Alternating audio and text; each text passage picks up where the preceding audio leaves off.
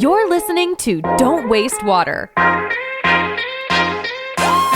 My end goal is to build a giant. By giant, I mean, we're at 70 million. We're looking to 10x that over a period of 4 years. And obviously, you can't do that organically. So about 2/3 of that growth will be acquisitive. Hello, bonjour, and welcome to the Don't Waste Water podcast. Those are great situations. We face them all the time. We've got 3 on the table right now. It's a great way for them to again, take some cash off the table, de-risk their investment, in certain cases, transfer it to the next generation of ownership. I'm your host, Antoine Walter, and in today's episode, I'm delighted to welcome Alex Buehler as my guest. I get worried, at times where you have too many late-stage deals, too many early-stage deals, nothing in the middle. The middle's where it gets hard. Like I said before, it's easy to source things. It's hard to move them into the middle. Alex is the president and CEO of Integrated Water Services. We've got 3 or 4 companies under LOI now that are going to deepen our product exposure, and we're working on an M&A pipeline of probably 120 targets, which are probably 80% product solutions, again, to help us build that product business to support our bundled service offering. Integrated Water Services is the leading US design build provider of water and wastewater solutions. If you've listened to my synthesis on M&A, which I published on this channel 2 weeks ago, you will have some déjà vu impressions listening to the 2 interviews I'm releasing this week. Yet, I couldn't deprive you of the additional pieces of context, insight, and wisdom shared by Tom Rooney and Alex Buehler, hence these bonus releases of the 2 almost uncut discussions. In the piece you're currently listening to, we'll explore Integrated Water Services' strategy to pursue aggressive growth through M&A, how they pick their targets, what their criteria are, and how they then integrate the acquired companies. In a section that will reflect my discussion with Tom Rooney, we also explore how AWS finds opportunities in the middle market and develops customized solutions for that segment's unique needs, leading to a lasting impact on local communities. Finally, we explore how Alex deploys his corporate strategy, what AWS's stage and gate process is, how one balances organic growth and acquisitions, and what competencies you need to build or bring on board to succeed in an external growth approach. As always, if you like what you hear, share this episode with a friend, a colleague, your boss, or your team. Make sure to subscribe because I have a big piece coming out before the end of this year. It's probably my deepest exploration ever. I'd also like to specially thank Science Water that enabled this episode, and I'll meet you on the other side. Hi Alex, welcome to the show. Thank you. Last year, at that exact same place, I had a conversation with Josiah Cox from Central State Water Resources. Right. If I'm taking a ton of shortcuts, you are the equivalent to Josiah on the other side of the Science Water universe with Integrated Water Services. How wrong am I with that shortcut? Other side, I mean, in comparison to CSWR, we don't really own water systems, though we are dabbling in the financing of some systems, right? I would say they're more, an investor-owned utility that goes out and buys these very small water systems, takes them through a rate case, owns them, outsources the O&M over time. Our model is not that. Our model is, first off, we're kind of serving a different space. We're serving the middle market, which is kind of one step above what Josiah is doing at CSWR. So these are typically suburban or ex-urban communities, and they're admittedly not the biggest urban centers in the country, but they're suburban. Decentralized facilities, middle market, and what we're doing is kind of serving them through a bundled product and service offering turnkey solutions for that space. We've got 3 divisions at our company. We've got product solutions, technical and digital services, and field services. So that's what we're offering in comparison to CSWR. So slightly different, serving the same market, but with a very different business model. What I'm interested in is, you mentioned this bundle of solutions. How do you build that bundle? What's the recipe? We've built it organically as an initial step, which is to say we spawned a product a few years ago called the Blue Box, which is a modular, packaged, scalable MBR system, a membrane bioreactor, so kind of a treatment plant in a box, if you will. So that was kind of our entree into product solutions. What is the size of a Blue Box? It's like a cargo container, right? So 40 feet, 40-foot container. Like a 40-foot container. Put it on the back of a truck. Don't quote me on the dimensionality, but it's close to that, right? So put it on the back of a truck, deliver it to the site, drop it in place, plug it in, influent, effluent, power, and you're in the treatment business, right? So that's meant to be sort of ease of operation, speed of delivery, very accessible, very affordable. We can rent them, we can lease them, we can provide water as a service, kind of all the above, right? Just to present the best flexibility for the customer based on their current needs. So that was our kind of organic foray into product solutions. Now what we're focused on is kind of acquiring products, differentiated products that we like in and around biological treatment as a process. We're very acquisitive. We bought 2 companies over the last 6 months, both of which were vertical integration or backward integration strategies. So we were buying the engineering component as well as the electrical and control panel component of the blue box manufacturing. We've got 3 or 4 companies under LOI now that are going to deepen our product exposure, and we're working on an M&A pipeline of probably 120 targets, which are probably 80% product solutions, again, to help us build that product business to support our bundled service offering. Just let me confirm I got that one right, which means you had the blue box and you've looked at what were your suppliers upstream, downstream, and then you went down to acquire those. Yeah, not just that, though. It's not just vertical integration. So we haven't really done any forward integration. We've done some backward integration, but there's also horizontal integration as well. So you're looking at complementary products and services that are offered alongside the blue box. When you look at the treatment process, there are a handful of processes and then sub-processes underneath them. As part of our strategic plan, we kind of sized up every one of those and said, what do we like? Obviously, you have to come up with the filtering criteria and then to prioritize what pops up to the top. What do we like? What has a large market, that's high growth, that has a lack of competitive intensity, that has sort of IP or barriers to entry, all the above, and say, okay, we want to invest in this, this, and this. And then we go out and find companies that offer those technologies and try to acquire them and bring them into the portfolio. You mentioned your pipeline of M&A. Yeah. How do you build up that pipeline? It's through conferences like this, right? Through sourcing, some of which is primary on organic, just out talking to people, out talking to customers, out engaging in the market on sites to see who else is working. Some of it is desktop, right? Where you can use some online databases, Capital IQ, PitchBook, and look for companies under certain codes that say, who are companies that look like this? Let's filter on those and start making contact. That's sort of the sourcing or origination process, which you can do relatively quickly. By the way, it's not hard to do that, whether it's primary or secondary research. You can build a proprietary pipeline of 100 or 200 targets. It's probably harder to advance those targets through the pipeline. Some of the magic is these companies are typically not banked. They're not dressed up for sale. In many ways, you're dealing with entrepreneurs, owners, sole proprietors who have never thought about selling their business. And those conversations take some work, right? That can have a prolonged courting period. When the business is not ready for sale, you got to work with them to understand the underlying fundamentals, financial, commercial, operating of the business so that you put a value and structure on it as well. That's not to say all of our deal flow is proprietary. That's definitely not the case. We do participate in bank deals from the sell side, but a lot of it is just sort of organically generated, sourced, proprietary deal pipeline for which we're engaging directly with owners and trying to move them through the corporate development process. What's the typical shape of a company you would be interested in? What's the size? How widespread are they when you start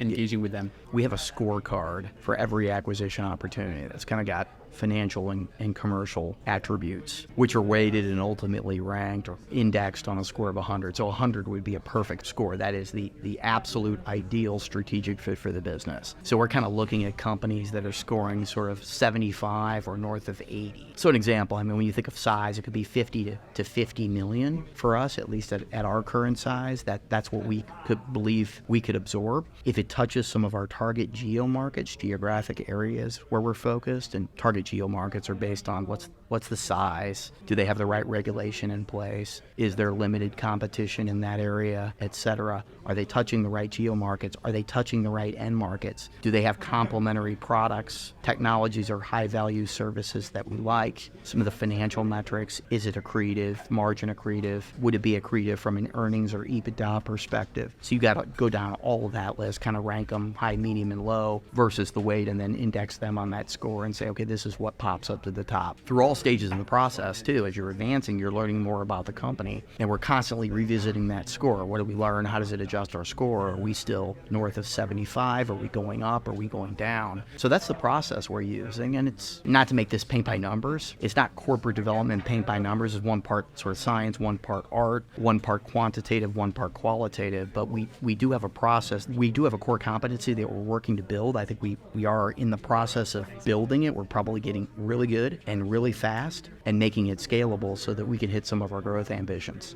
What is your own company structure?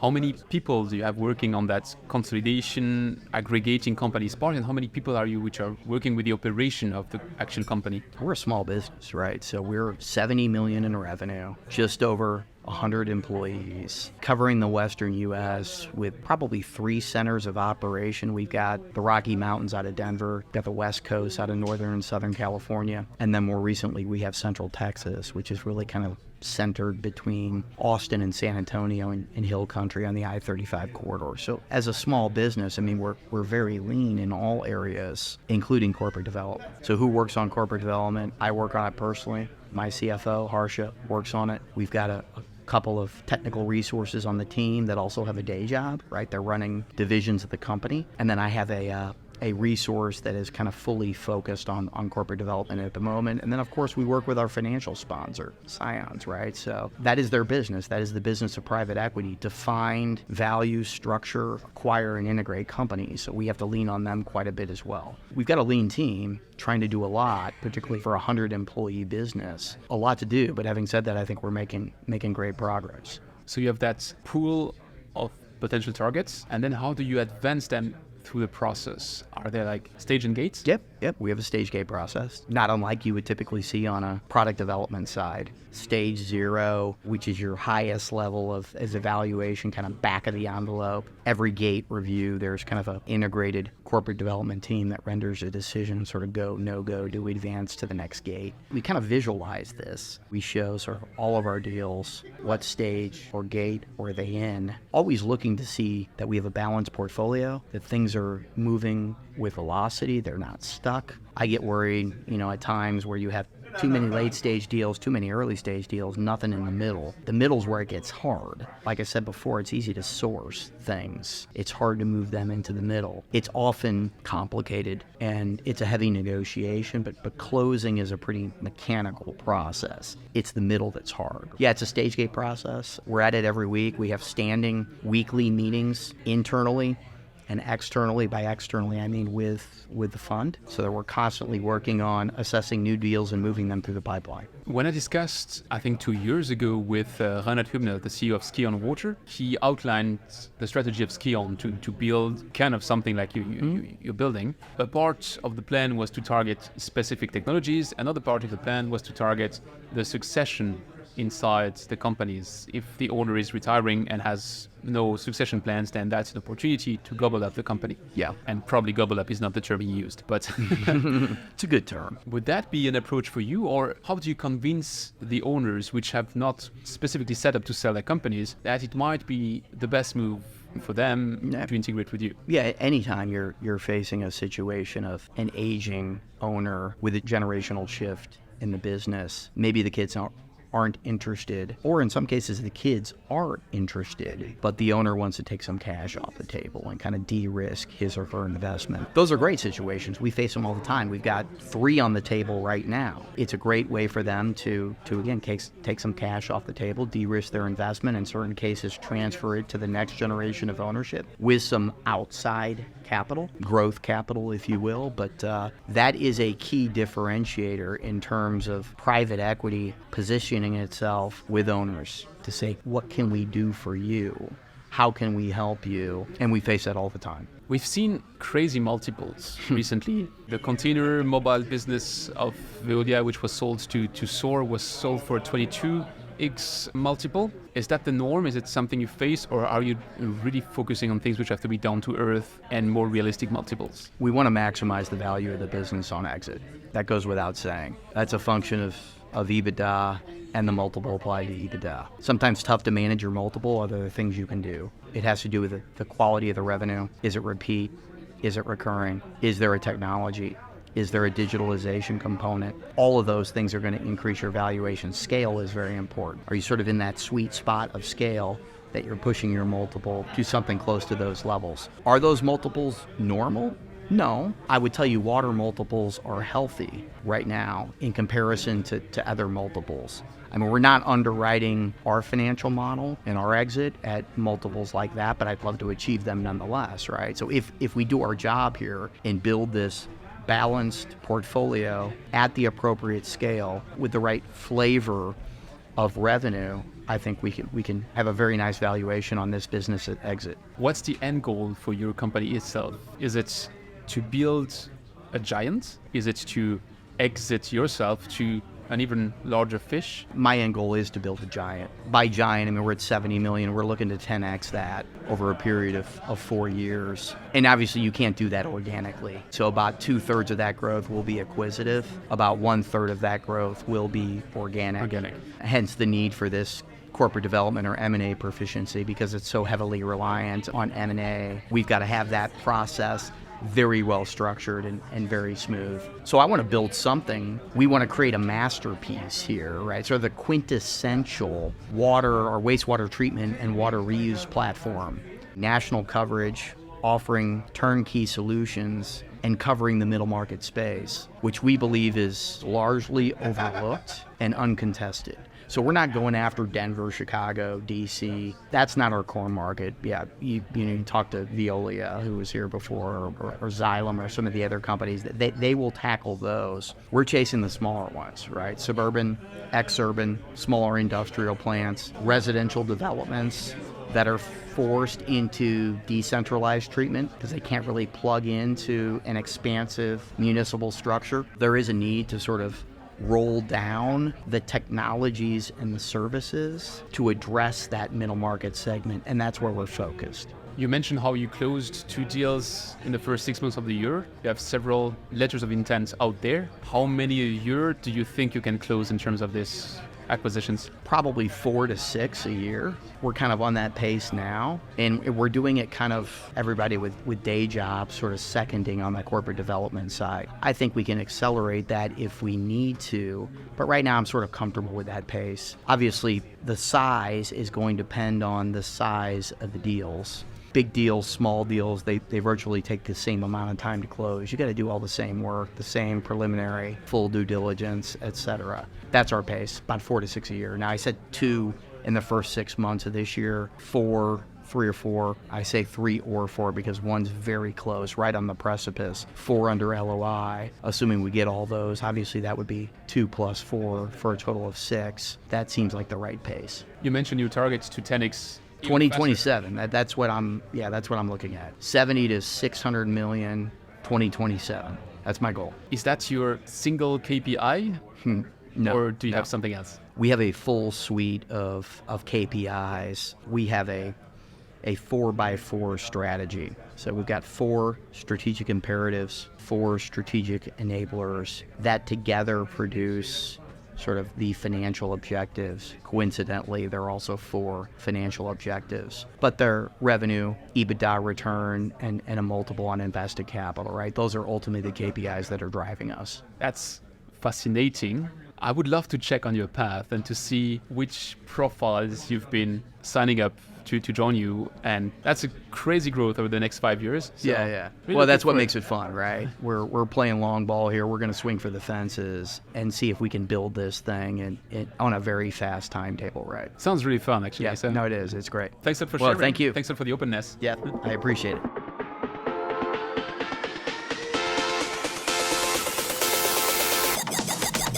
Thanks for listening to Don't Waste Water. This podcast was brought to you by GF Piping Systems. Loved this episode? Head over to Apple Podcasts to subscribe, rate, and leave a review. See you next time.